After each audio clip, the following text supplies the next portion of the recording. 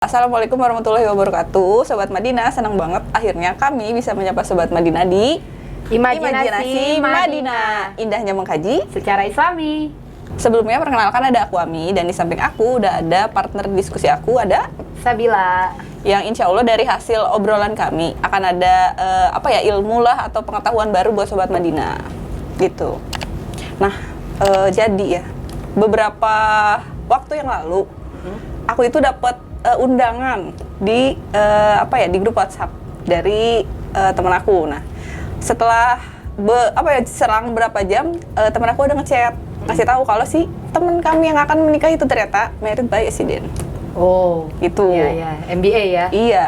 Terus sebenarnya si pergaulan bebas atau si seks bebas ini tuh jadi salah satu keresahan aku gitu loh. Dan mungkin ini juga kan mewakili keresahannya Sobat Madinah ya. Ditambah lagi misalnya karena aku bekerja di bidang informasi, aku tuh sering banget nge-akses berita yang ditemukan bayi yang baru dilahirkan di dalam kardus yang kayak gitu. Terakhir itu di toples ya, Kak. Iya, terus yang menurut aku ini tuh sangat meresahkan.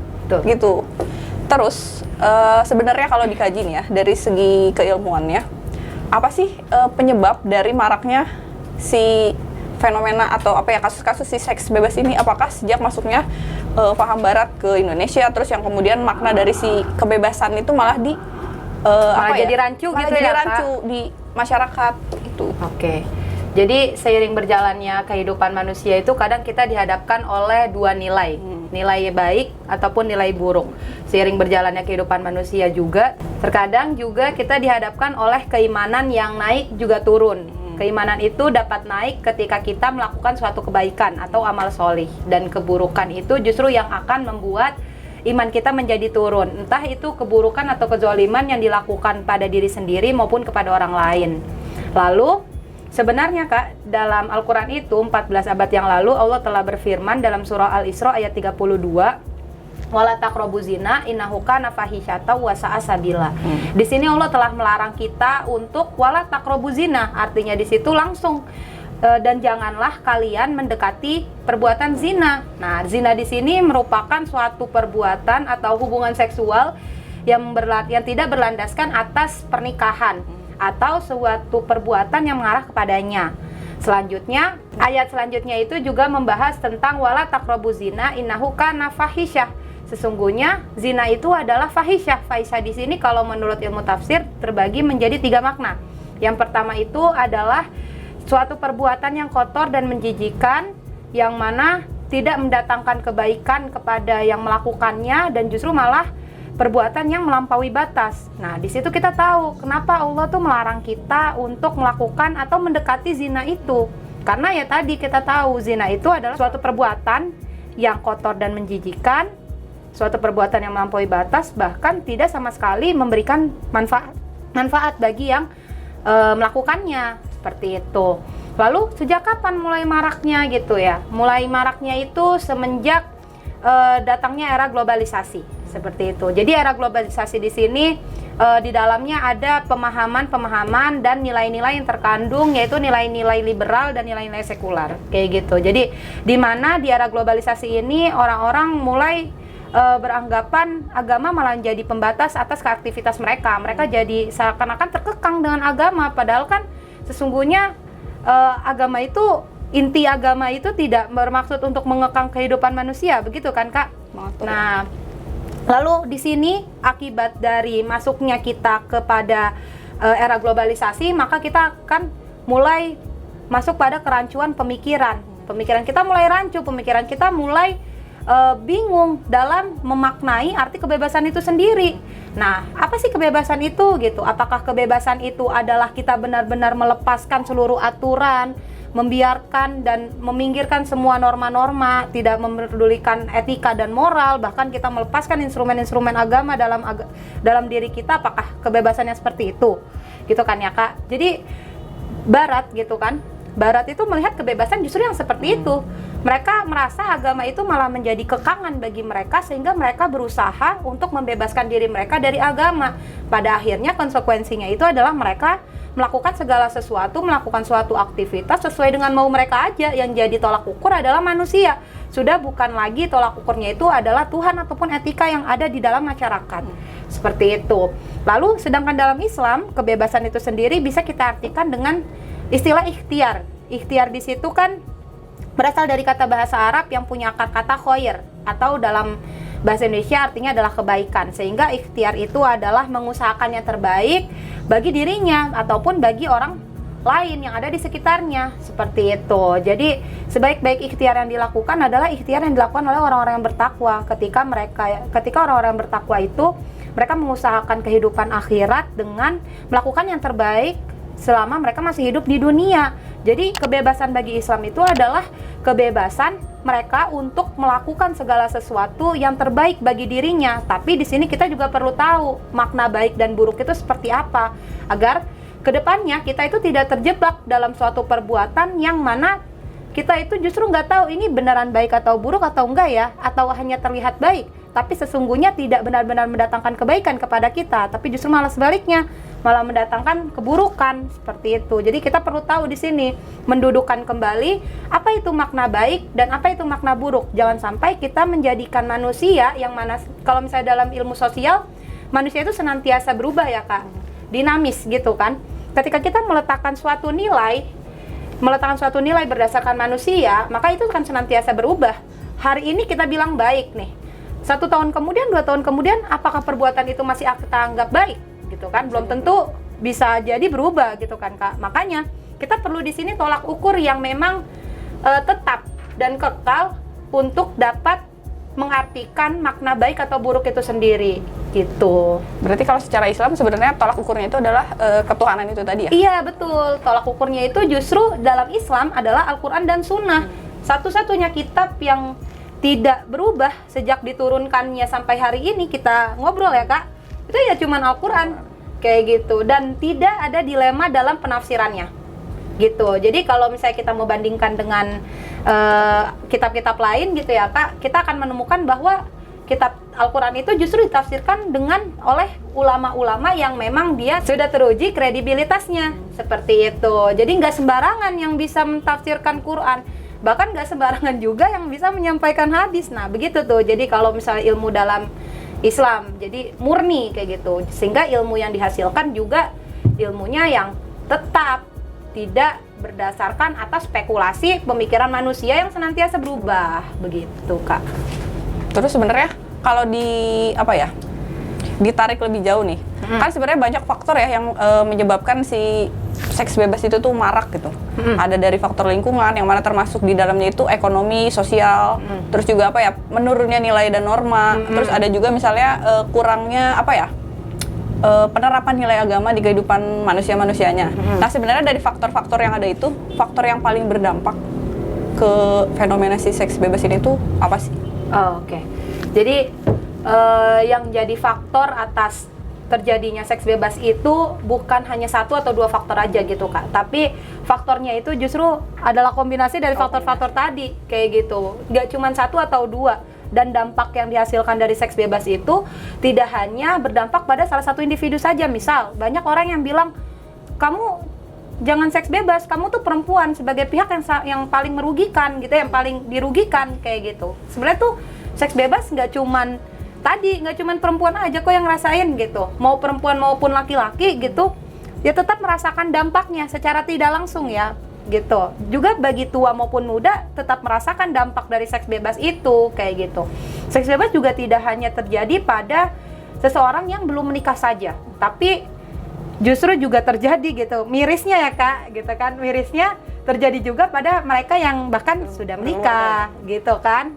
Kalau misalnya kita di sini beranggapan bahwa pernikahan itu akan menyelesaikan permasalahan seks bebas, ternyata hari ini juga kita temui orang-orang yang menikah juga justru seperti itu, gitu kan. Kenapa bisa kayak gitu Kak, kira-kira tuh? Dari ini nggak sih, kesalahan berpikir? Betul.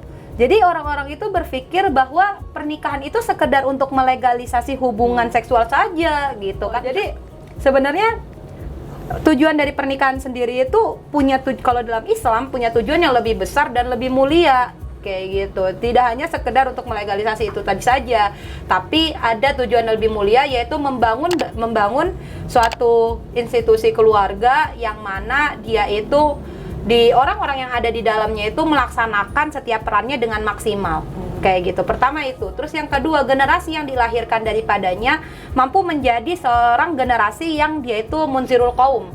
Munzirul qaum itu mereka yang mampu memberikan peringatan kepada kaumnya atau kepada orang-orang yang ada di sekitarnya, mengingatkan seperti itu. Juga selain munzirul qaum, generasi yang dilahirkan juga generasi yang mubasyirun, seperti itu. Generasi yang tidak hanya memberikan peringatan, tapi juga memberikan kabar gembira. Kayak gitu. Misalnya kita memberikan peringatan tentang dampak dari seks bebas gitu. Jadi dampak negatifnya, dampak yang dihasilkan dari seks bebas itu apa aja. Tapi juga kita memberikan kabar gembira bagi siapa saja yang menjauhi perbuatan itu akan mendapatkan balasan yang setimpal, kayak gitu. Kayak jadi salah satu faktornya lagi yang berdampak dari seks bebas itu sendiri adalah masuknya tadi, semakin maraknya seks bebas itu justru ketika masuknya manusia pada era globalisasi, seperti yang tadi kita udah pernah bahas ya Kak. Ketika era globalisasi itu di dalamnya terdapat nilai-nilai liberal dan nilai-nilai sekular, yang mana dari era globalisasi ini justru melahirkan masyarakat modern yang memiliki ciri-ciri, salah satunya adalah mereka yang memiliki pemikiran yang terbuka atau yang biasa kita tahu open minded ya Kak. Terus selanjutnya adalah mereka yang memiliki sikap individualis. Nah, kedua hal ini nih sebenarnya nih Kak yang sering dijadikan tameng untuk mereka melegalisasi perbuatan mereka, yaitu seks bebas. Nah, yang pertama, individualis itu kebanyakan yang melakukan seks bebas itu menganggap bahwa seks bebas itu hanya berdampak pada diri mereka sendiri, padahal kan sebenarnya kalau kita mau ulik lagi ya Kak, mau kita telaah lagi gitu, seks bebas itu tidak hanya berdampak pada diri mereka yang melakukan, tapi justru juga memiliki dampak yang lebih luas. Jadi kerusakan yang dihasilkan itu bukan hanya sekedar kerusakan individu, tapi yang dihasilkan juga justru lebih besar menuju kerusakan masyarakat atau kerusakan kolektif seperti itu. Nah, selain itu, kita juga perlu tahu di sini, kita perlu juga mendudukan makna individu sendiri gitu. Individualis tadi ya Kak, perlu kita ketahui makna individualis itu sebenarnya kayak gimana sih? Apakah individualis yang hanya memikirkan dirinya mereka sendiri, hanya mementingkan ego mereka sendiri? Kan nggak begitu. Masyarakat modern tidak seperti itu gitu kan. Apakah masyarakat yang individualis itu adalah mereka yang memutus relasi sosial? Jadi misalnya ada orang, kadang kita mikirnya aku introvert, itu mah bukan introvert, itu emang aja males sosialisasi mungkin ya. Kan sebenarnya kalau mau dibilang orang introvert juga nggak gitu-gitu banget kayaknya ya, gitu kan. Nah, terus kita juga perlu tahu di sini sesungguhnya individualis itu adalah suatu sikap mandiri dan percaya diri atas apa yang ia lakukan selagi apa yang ia lakukan itu masih dalam koridor-koridor kebaikan. Nah, dia di situ tahu mana yang harus dia lakukan, mana yang harus dia tinggalkan, mana yang baik, mana yang buruk, itu dia tahu. Seperti itu. Lalu selanjutnya tadi ketika orang-orang yang melakukan seks bebas itu menjadikan pemikiran terbuka sebagai tamengnya untuk bisa melegalisasi perbuatannya. Nah, itu juga bukanlah suatu hal yang bijak. Kenapa? Sebenarnya kalau emang dia berpikiran terbuka kayak gitu ya Kak, pasti dia akan tahu nilai baik mana nilai buruk, itu pasti dia akan tahu. Karena open minded itu bukanlah suatu sikap serampangan, bukanlah sikap yang under control seperti itu, bukanlah suatu sikap yang tidak terkendali sehingga dia bisa melakukan segala sesuatu semaunya dia tanpa ada batasan etika dan moral lah setidaknya. Ataupun dia justru malah melepaskan instrumen agama pada dirinya. Bukan juga suatu perbuatan yang mana dia menerima semua hal tanpa adanya filter kayak gitu, sehingga membenarkan apa yang sebenarnya salah kayak gitu. Kalau masyarakat Indonesia itu kan cenderung memiliki budaya yang agak ketimuran ya Kak. Nah, namun masyarakat sekarang justru menganggap bahwa budaya timur itu budaya yang kolot, budaya yang ketinggalan zaman seperti itu. Padahal sebenarnya kalau mau ditelaah lagi, pemikiran mereka itu justru malah bukan mendeskripsikan budaya timur itu kolot, tapi justru malah mengatakan secara tidak langsung mereka itu mendewakan pemikiran-pemikiran liberal yang dibawa pada era globalisasi gitu.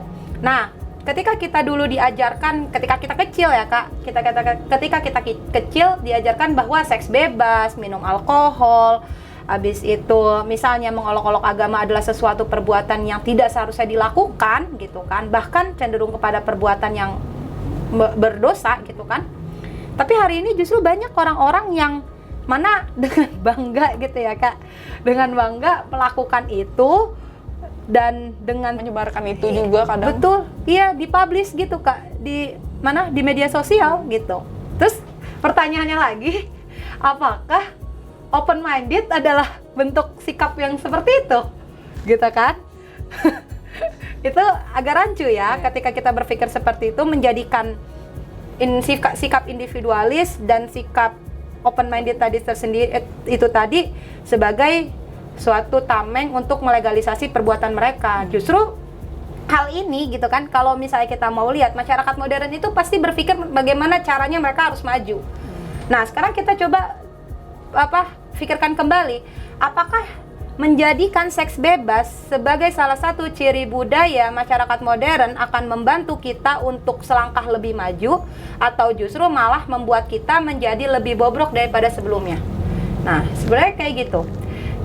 Jadi kita perlu ketahui lagi nih, makna masyarakat modern itu seperti apa? Apakah mereka yang dikatakan modern adalah mereka yang melakukan seks bebas, ataupun mereka yang dianggap modern justru malah tahu dengan baik gitu dampak yang dihasilkan dari seks bebas itu sendiri? Karena kerusakan yang dihasilkan dari seks bebas itu tidak hanya kerusakan jiwa pelakunya saja, tapi itu akan menjadi kerusakan pemikiran yang menular seperti virus kepada orang-orang lain.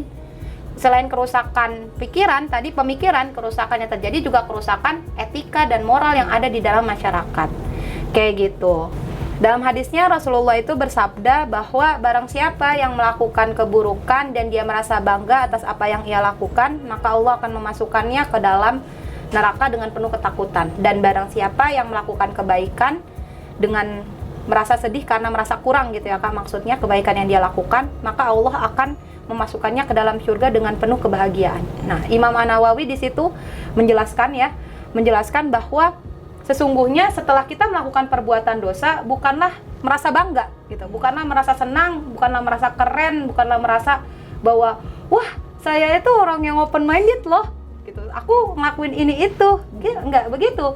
Imam An-Nawawi itu justru malah menasihati kita, setelah kita melakukan dosa, harusnya kita tuh sadar setelah melakukan dosa kita sadar, kita merasa sedih dan berharap kepada Allah semoga Allah mengampuni dosa kita dan senantiasa melakukan kebaikan untuk menghapus dosa-dosa kita yang telah lalu. Seharusnya seperti itu yang dilakukan ya Kak. Nah, karena manusia itu diciptakan berbeda dari makhluk yang lain, manusia itu dianugerahi akal oleh Allah sebagai salah satu faktor yang meninggikan derajat manusia dibandingkan makhluk-makhluk lain. Seharusnya gitu ya Kak, dengan akal ini kita bisa menimbang mana yang baik dengan mana yang buruk. Kita juga bisa menimbang mana yang terbaik untuk dilakukan sehingga membantu keberlangsungan kehidupan manusia. Seperti itu. Kakak pernah nggak nonton film serial Netflix yang judulnya Our Father? Aduh, enggak. Saya nontonnya Korea. Nah, kalau misalnya Sobat Madinah ada yang pernah nonton Our Father, di situ singkat cerita ya Kak, jadi ada dokter kandungan. Dia itu melakukan inseminasi buatan, tapi ternyata sel sperma yang dimasukkan ke rahim ibunya itu bukan sperma dari si ayahnya, tapi sperma dari si dokter itu. Jadi setelah 30 tahun gitu ya Kak, diceritakan ternyata ada salah satu dari anaknya itu, dari anak-anak yang dihasilkan itu, dia merasa kenapa ya saya kok sama keluarga saya beda gitu kan. Kalau orang bule kan ada rambutnya yang pirang, ada yang rambutnya hitam, ada yang rambutnya coklat. Ibu saya rambutnya pirang, kok saya hitam gitu Kak. Bingung, dia jadi bingung dengan identitas aslinya dia. Setelah dia cari tahu, ternyata DNA dia sama DNA ibunya itu nggak sama. Dan ternyata setelah investigasi panjang gitu ya Kak, si dokter itu tidak hanya melakukan inseminasi buatan 2 atau 3 orang. Karena kan kalau di Amerika itu ternyata inseminasi buatan itu boleh dilakukan, tapi paling maksimal tuh 3, nggak boleh lebih dari 3 karena nanti akan merusak keturunan gitu, merusak masyarakat mereka gitu. Ternyata yang dilakukan oleh si dokter ini tahu nggak Kak berapa kali? Banyak. Hampir 100 kali. Karena setelah dicari tahu lagi, si perempuan ini yang merasa dirinya kok nggak mirip sama ibunya, dia punya sibling. Jadi dia tes DNA, dari tes DNA itu nanti di aplikasinya nyambung-nyambung gitu Kak. Nah, ternyata setiap dia menemukan satu sibling baru, dia akan temui orang itu dan dia akan berkata, "Kita saudara loh." Gitu. "Hah, saudara dari mana?" gitu kan. Aku nggak kenal kamu kok, tiba-tiba kamu bilang kita saudara. Ternyata mereka punya Dari dokter itu ya? Dari dokter itu. Nah, itu masuk tuh Kak ke tadi, masalah yang tadi kita. Ketika Islam itu diturunkan oleh Allah, salah satu tujuan Islam diturunkan itu adalah untuk menjaga jiwa dan juga menjaga keturunan. Nah, dari film Our Father ini kita akan tahu nih di sini bahwa tujuannya Islam juga itu untuk solve this problem kayak gitu.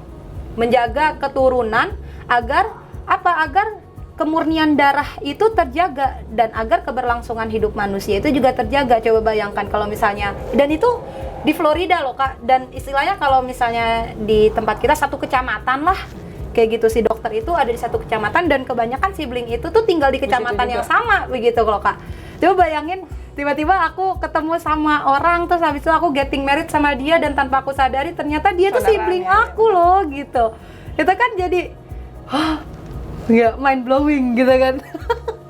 Itu kan jadi wah, itu nggak kepikiran banget sih kalau sampai terjadi di Indonesia gitu ya Kak. Gitu. Nah, sebenarnya kan tadi udah banyak tuh ya keresahan-keresahannya dari terjadinya si pergaulan bebas atau dalam hal itu si seks bebas itu tadi. Kalau dari sudut pandang Islam sebenarnya, solusinya tuh apa sih sebenarnya untuk menanggulangi atau bahkan mungkin menutup kemungkinan terjadinya seks bebas itu? Oke. Jadi yang Islam lakukan adalah menghadirkan solusi yang bermoral dan beradab gitu ya Kak. Jadi dalam Islam itu ada satu metode pendidikan, konsep pendidikan yang namanya tarbiyah jinsiyah.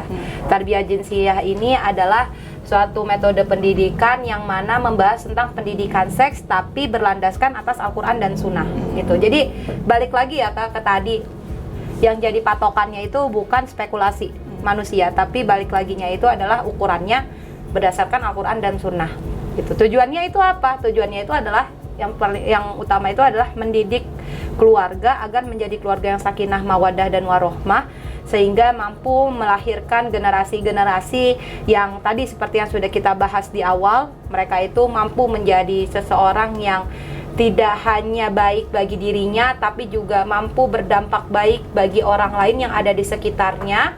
Lalu yang kedua itu adalah tujuannya itu untuk mendidik nafsu kayak gitu Kak, agar menjadi nafsu yang dirahmati oleh Allah, nafsu yang sesuai dengan nilai-nilai Islam, nafsu yang tidak melampaui batas seperti itu. Lalu tujuannya itu selain itu juga ada pendekatan seksual. Kalau misalnya yang kita tahu misalnya seks itu boleh. Jadi kemarin saya tuh pernah lihat orang yang tinggalnya kebetulan di Swiss, mereka bilang di sini boleh loh seks kayak gitu, dan untuk akses alat kontrasepsi itu mudah banget. Tahu nggak Kak, mesin yang biasa kita masukin uang yang keluarnya minuman kaleng. Nah, kalau di Swiss itu yang keluar alat kontrasepsi loh. Kayak gitu. Dan itu mudah banget, di tengah jalan ada, di stasiun ada, di depan perkantoran ada. Siapapun bisa mengakses itu ya jadinya. Nah, itu gitu kan. Jadi mereka beranggapan seks bebas itu tetap boleh dan tetap masih bisa aman kalau menggunakan alat kontrasepsi. Nah, itu udah salah juga gitu kan Kak. Sebenarnya yang harus diberhentikan itu bukan aman atau nggak amannya, tapi memang seks bebas itu sendiri kayak gitu. Karena yang balik lagi tadi, kerusakan yang dihasilkan bukan kerusakan individu saja, tapi kerusakannya lebih meluas seperti itu. Nah, pendidikan seksual yang ada pada Islam tetap mengharamkan seks bebas itu meskipun menggunakan alat kontrasepsi ataupun dengan cara lain gitu untuk menjaga si pelakunya misalnya agar tetap aman. Tetap itu adalah suatu perbuatan yang haram untuk dilakukan kalau di dalam Islam. Nah, maka di dalam tarbiyah jinsiyah ini ada 3 cakupan gitu. Ada 3 cakupan pembahasan yang membahas tentang yang pertama itu tadi pendidikan seksual. Terus yang kedua membahas tentang nilai-nilai kesucian. Apa itu toharoh, apa itu bersuci, macam-macam najis itu seperti apa, dan bagaimana cara membersihkannya. Lalu yang ketiga membahas tentang hubungan sosial. Jadi kalau dalam Islam itu ada konsep mahram dan non mahram ya Kak. Nah, yang dibatasi di situ bukan hanya sekedar hubungan laki-laki dan perempuan saja, tapi juga dibahas di situ ada batasan antara perempuan dengan perempuan, antara laki-laki dengan laki-laki. Jadi tidak semata-mata karena kita sesama wanita jadi nggak punya batasan, jadi udah santai aja kan kita sama-sama perempuan. Oh, sebenarnya nggak gitu, kita sama-sama perempuan juga masih ada batasannya loh, kayak gitu. Nah, selain itu, selain tarbiyah jinsiyah, Islam juga menekankan pada pentingnya memahami peran, kayak gitu. Baik yang sudah berkeluarga ataupun belum berkeluarga. Kalau yang sudah berkeluarga bisa memaksimalkan perannya dalam keluarga, gitu ya Kak. Menjadi ayah yang baik itu seperti apa? Tidak hanya mencari nafkah, tapi juga menjadi seorang kepala keluarga yang mana dia itu mampu membimbing anggota keluarganya menuju apa yang sebenarnya Allah perintahkan dan menjauhkan apa yang Allah larang.